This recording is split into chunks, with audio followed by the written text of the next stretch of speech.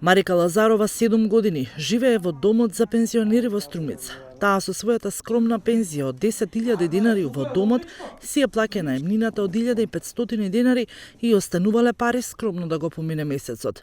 20 години живеела под кирија и не можела како самохрана мајка да си дозволи собствен дом.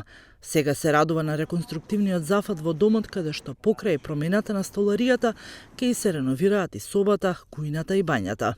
Ми 7-та година, нели тук. Ама под кирија бех јас многу. 20 години сум бајшто. Сама хранителка, мајка.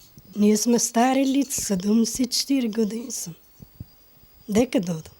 Требате и шоле, всичко тук. Вода. Тука ги имате сите услови? Ќе одам. Ги имате сите услови? Име. До сега немам поплака.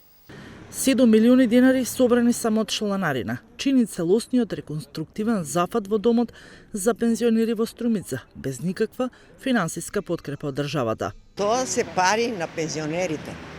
Пари што ги плаќаат пензионерите 30 денара месечно, чланарина, од овие 30 денари, 2,5 денара останува во Сојузот, 27,5 денара остануваат во Сдруженијето.